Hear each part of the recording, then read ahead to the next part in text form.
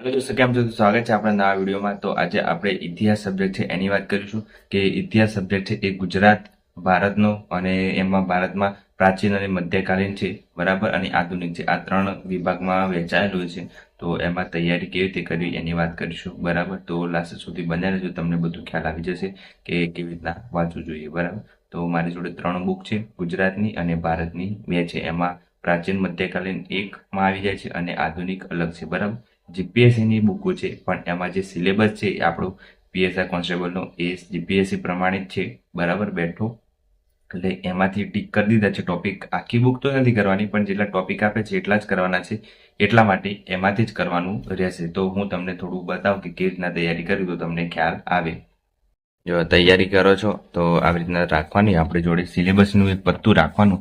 આ ઇતિહાસ છે અહીંથી કરવાનો છે, બરાબર. અને મારી જોડે આ 3 બુકો છે, પ્રાચીન ભારત અને મધ્યકાલીન ઇતિહાસ, બરાબર. પછી આધુનિક ઇતિહાસમાં બહુ વધારે કરવા નથી, એટલે આમાંથી ટીક કરી દીધા છે. અને આ રહ્યું ગુજરાતનો ઇતિહાસ, બરાબર. ગુજરાતના ઇતિહાસમાં તમે વર્લ્ડિંગ બોક્સની જીકેની બુક છે એમાંથી જે ઇતિહાસ આવે છે ગુજરાતનો એ કરી દો તો પણ ચાલે. અલગથી બુક હોય તમારી જોડે તો પણ વાંધો આવે નહીં, બરાબર. તો આમાં ઇતિહાસ બહુ વધારે કરવાનું નથી, નોર્મલ જેટલું છે એટલું કરી દેવાનું, બરાબર. પૌરાણિક કાળ છે ત્યાંથી ચાલુ કરવાનું, પછી જૈન છે, પછી સિંધુ સભ્યતા, મૌર્યકાળ, શક, ક્ષત્રપ જેટલા ગુજરાતમાં થઈ ગયા એ બધા કરી દેવાના. ગુપ્ત છે, બરાબર. પછી મૈત્રક કાળ છે, અનુમૈત્રક છે, પંચાસરનું, ચાવડા વંશ, સોલંકી વંશ અને વાઘેલા, બરાબર. એ બધું કરી દીધા પછી દિલ્હી સલ્તનત એ બધું કરી દેવાનું ફટાફટ, ઉપર નોર્મલ છે, બહુ વધારે નથી. અને બધા જે સત્યાગ્રહો થયા, ખેડા સત્યાગ્રહ અને મહાગુજરાત આંદોલન ને બધા જેટલા બી આંદોલનો થયા એ બધા કરી દેવાના. બસ આટલું છે. એ ગુજરાતના ઇતિહાસમાં ફટાફટ પૂરું થઈ જાય એવું છે, 1-2 દિવસમાં પૂરું થઈ જાય એવું છે, એટલે વાંધો ના આવે. પણ મેન છે આપણે આ ભારતનો ઇતિહાસ, બરાબર. તો ટોપિક પ્રમાણે આપણે જોતું જવાનું અને એ પ્રમાણે કરતું જવાનું. આમાં બધા ટોપિક કવર થઈ જાય છે. સિંધુ ખીણની સભ્યતા તો આપણે આમાં મેં ટીક કરી દીધા છે, એ પ્રમાણે જ હું તૈયારી કરું છું. સિમ્પલ છે, સિંધુ ખીણની સભ્યતા, બરાબર. પીએસઆઈમાં, બરાબર, સિંધુ ખીણની સભ્યતા બધું આવી જાય છે આમાં. અલગ અલગ હડપ્પા, મોહેંજો-દડો, લોથલ, ચાંદોદ, કાલીબંગન, ધોળાવીરા, સુરકોટડા, રંગપુર, મેહરગઢ, રાખીગઢ, બનાવલી, અલના, કોડી બધું આવી જાય છે આમાં, બરાબર. અને વૈદિક સંસ્કૃતિ પણ આવે છે, બરાબર. બધા જેટલા ટોપિક છે બધા આવી જાય છે. જો વૈદિક યુગ, જૈન અને બૌદ્ધ, તો જૈન અને બૌદ્ધ લાઇનસર જેમ છે એ પ્રમાણે જ બધું આપેલું છે. મહાજનપદો, બરાબર, એમાં બધા આવી ગયા. હર્યક, નાગ, નંદ વંશ બધા મૌર્ય યુગમાં પીએસઆઈ માટે જો મૌર્ય સામ્રાજ્ય આખું કરવાનું જ છે, બરાબર. પછી અનુમૌર્યમાં શું શું કરવાનું છે, શુંગવંશ કરવાનું છે, સાતવાહનો કરવાનું છે, પછી શકો, પહલવ, કુષાણ બધું કરવાનું છે, ચોળ શાસકો કરવાના છે, ગુપ્તકાલીન ભારતમાં પીએસઆઈ કરવાનું છે આખું ગુપ્તકાળ તો, બરાબર. અને હર્યક વંશનું કરવાનું છે, બરાબર, આખું હર્ષવર્ધનના સમયગાળાનું, બરાબર. અને પછી છે દિલ્હી સલ્તનત કરવાનું છે, બરાબર. જેટલું કરવાનું છે એટલા ટીક કરે છે, બાકી વધારે નથી કરે. જો આમાં કયા મધ્યકાલીનમાં કયા કયા કરવાના છે, તો આ કરવાનું છે ગુર્જર પ્રતિહાર વંશ, બરાબર. અને પછી પલ્લવ વંશ, ચાલુક્ય વંશ અને રાજકોટ ચોળ વંશ એ કરવાના છે, બરાબર. એટલા કરવાના છે. પછી વિજયનગર સામ્રાજ્ય કરવાનું છે, બાકી આ બધું કરવાનું નથી, ટીક નથી કર્યું, બરાબર. આ નથી કરવાનું. જેટલા કરવાના છે એટલા ટોપિક ટીક કરે છે. જો સૂફી અને ભક્તિ આંદોલન નથી કરવાનું, બરાબર. મુગલ યુગ કરવાનું છે એટલે ટીક કરી દીધું છે, બરાબર. મુગલ યુગ સુધી કરવાનું છે એટલે પૂરું થઈ ગયું. હવે આ બુક એવી રીતે વાંચવાની છે આપણે, બરાબર. પછી હું સમજાવું કે કેવી રીતે બુક વાંચવાની છે. હમણાં ટોપિક ટીક કરે છે બતાવી દઉં. અને આધુનિકમાંથી કેટલું કરવાનું છે થોડું સમજી જાવ એટલે ખ્યાલ આવે તમને પછી કે હા આવી રીતની તૈયારી કરવાની છે. જો આધુનિકમાંથી પણ આ બધા ચેપ્ટર છે. જો ભારતીય યુરોપિયન વેપારનું આગમન, તો અહીંયા બેઠું એ જ છે કે યુરોપિયન વેપારનું આગમન, બરાબર. જો આ રહ્યું ભારતીય યુરોપિયન કંપનીનું આગમન, બરાબર. આગમન આવી ગયું, બરાબર. પછી 1857 સ્વાતંત્ર્ય સંગ્રામ, ઉદ્ભવ, વિકાસ, બરાબર.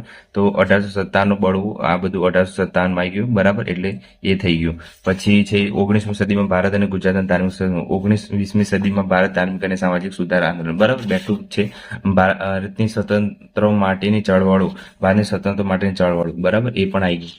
પછી છે આઝાદી પછીનું ભારત અને રાજાનું પુનઃગઠન, એ બધું આમાં આવી ગયું. આઝાદી પછીનું ભારત, બરાબર. 1857 બળવો, બ્રિટિશ ભારતના કંપની શાસન, આ બધું રાજવંશ, કુષ્ઠવંશ બધું ઓલમોસ્ટ આમાં કવર થઈ ગયું. એટલે આ બુકમાં બધા ટોપિક નથી કરવાના, જેટલા જરૂર પડે એટલા જ કરવાના છે. બીજું, ત્રીજું, ચોથું, છઠ્ઠું ચેપ્ટર કરવાનું છે. પછી આમાંથી અડધા ચેપ્ટર કરવાના છે અને 20મું કરવાનું છે. બસ આટલું કરો એટલે ઇનફ છે. અને આપણો આમાં ભારતનો ઇતિહાસ એમાં બધું કવર થઈ જાય છે. હવે સિલેબસમાં બધું ટીક કરી દેવાનું કે આટલા આટલા ટોપિક થઈ ગયા છે.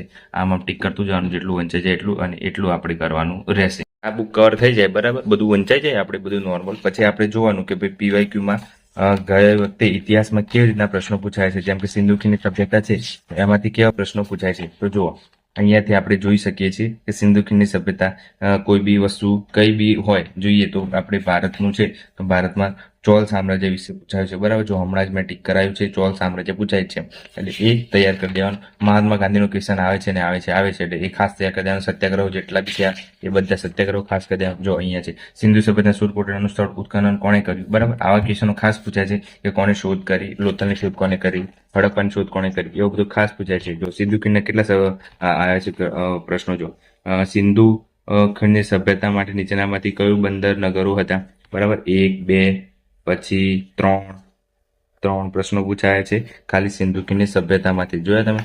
એટલે સિંધુ ખીણની સભ્યતા મોસ્ટ આઈએમપી છે તો એ વારંવાર પૂછાતા છે અને કેવા પ્રશ્નો પૂછાય છે એ જોઈ લીધા તમે.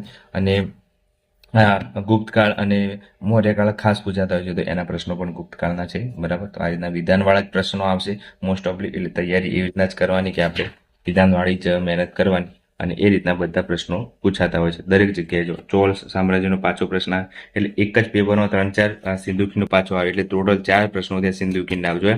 એટલે સિંધુ ખીણ ખાસ કરી દેવાને એમાંથી પ્રશ્નો વધારે પૂછાતા હોય છે કેમ કે એ આઈએમપી છે થોડું અને ચોલ શાસકો પણ વધારે. અને જૈન બૌદ્ધ તો ખાસ પૂછાશે. ક્વેશ્ચન હશે ને હશે જૈન બૌદ્ધનો. એટલે જેટલા કીધા છે એટલા ટોપિક ખાસ કરવાના. ગયા વિડીયોમાં પણ મેં કીધા હતા. તો હવે એક વસ્તુ ખબર પડી ગઈ કે કેવી રીતની તૈયારી. જો હિસ્ટ્રી સબ્જેક્ટ તો બધાને આવડતો હોય છે પણ કેવી રીતના કરવું એ નથી ખબર હોતું બરાબર. તો સિમ્પલ એક વસ્તુ કરવાની, કોઈ બી તમારી જોડે બુક હોય, એનસીઆરટી હોય કે જીસીઆરટી હોય કે કોઈ બી બુક વાંચતા હોય, કોઈ બી પ્રકાશનની વાંચતા હોય, સંકુલની હોય કે કોઈ બી હોય, પણ તમે એકવાર ઇતિહાસ કરી દીધો છે બરાબર. પછી એના પીવાયક્યુ લો બરાબર કોઈ બી એક્ઝામના.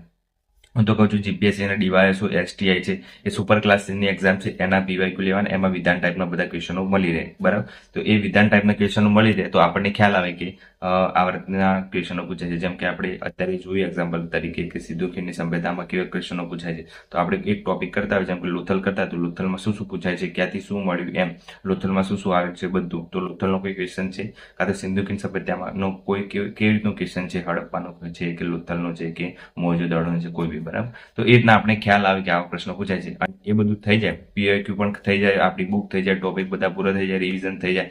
પછી આપણે લેવાનું છે કોઈ એમસીક્યુએસ બુક બરાબર જેમાં પ્રેક્ટિસ કરવા માટેના પેપરો આપેલા હોય બરાબર. પેપર સેટ બરાબર યુવાના પેપર સેટ આવી જશે હવે તો એ લઈ લેવાનું બરાબર. અને પછી આપણે એક ટોપિક લેવાનું કાં તો હિસ્ટ્રી એકલું લેવાનું. અમુક વાર કેવું હોય છે અમુક પેપર સેટમાં આખા પેપર હોય છે બરાબર 100 માર્ક્સના કા 200 માર્ક્સના બરાબર. 200 માર્ક્સનું પેપર હોય છે આખું કોન્સ્ટેબલની તૈયારી કરતા હોય તો બરાબર.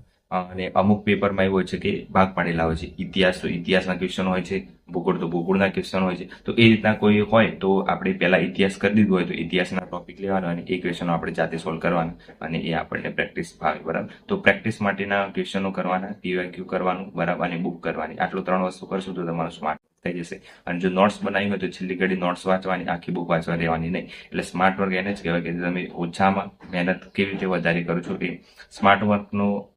સ્માર્ટ વર્ક બધા કહેતા હોય છે કે રીતના કરવાનું, પણ સ્માર્ટ વર્ક એ જ હોય છે કે ગઈ વખતેની પેટર્ન, એક્ઝામની કોઈ પેટર્ન હોય બરાબર તો એ પેટર્ન ફોલો કરવાની કે કેવા ટ્રેન્ડ ચાલી રહ્યો છે, કેવા ક્વેશ્ચનો પૂછાય છે એ બરાબર. તમારી નોટ્સ અને કેટલું તમે વાંચો છો એના ઉપર કઈ છે નહીં, બસ આટલું તમે ધ્યાન રાખો કે કેવી પેટર્ન છે એ પ્રમાણે પીવાયક્યુ સોલ્વ કરવાના અને એના રિલેટેડ કોઈ બીજા પ્રશ્નો હોય એ સોલ્વ કરવાના બરાબર. મોકલવાની બરાબર. અને પછી આપણે નોટ્સ વાંચવાની બરાબર. આટલું જ કરો એટલે વાંધો આવે નહીં. અને બુક તો તમે વાંચેલી છે એટલે એનું રિવિઝન કરવાનું રેગ્યુલર બરાબર. સવારે વાંચો છો તો એનું સાંજે રિવિઝન કરવાનું, રાત્રે સૂતા પહેલા 2 કલાક તો રોજનું એવી રીતે કરશો તો તમને યાદ પણ રહેશે અને તમારું રિવિઝન પણ ડેલું થઈ જશે. પછી સવારે ઉઠો છો તો એને ફરીથી વાંચી લેવાનું, પછી એકવાર વીકલી રિવિઝન રાખવાનું અને એકવાર મંથલી રિવિઝન રાખવાનું. તો આ રીતના ડેલી કરવાનું એટલે વાંધો નહીં. ઇતિહાસ બહુ વધારે ડીપમાં પૂછાશે એવું લાગતું નથી કેમ કે ઇતિહાસ છે એ બેઝિક રીતનો છે બરાબર. ઇતિહાસમાં હવે પૂછીને કેટલું પૂછે, દર વખતે એક ને એક ક્વેશ્ચન રિપીટ થતા જ હોય છે. એટલે ઇતિહાસમાં તમે જેટલું ભાર ઓછું આપો એટલું સારું કેમ કે બીજા જે સ્કોરિંગ સબ્જેક્ટ છે એ વધારે ધ્યાન આપવાનું. બંધારણ છે બરાબર, પછી મેથ્સ રિઝનિંગ છે અને જીકે છે, કરંટ અફેર છે. આ જે સબ્જેક્ટ છે એમાં થોડું વધારે ધ્યાન આપવાનું. બાકી ઇતિહાસ થોડું લેન્ધી છે અને તમે વાંચવા જશો તો કાઠું પડી જશે. એટલે બને ત્યાં સુધી જેટલું બધાને મોસ્ટ ઓફલી ઇતિહાસ તો આવડતો જ હોય છે એટલે કરો કે ના કરો વાંધો ના આવે, એટલે કરવાનું ખરું પણ ટાઈમ ના હોય તો કદાચ તમે સ્કોરિંગ સબ્જેક્ટ છે એ વધારે કરી શકો છો. અને આ જે બુક સજેશન કરું છે બધી જીપીએસસી રિલેટેડ છે અને એનો સિલેબસ છે અને એ પ્રમાણે આમાં બુકમાં કવર થઈ જાય છે, એટલે હું બીજી યુઝ નથી કરતો.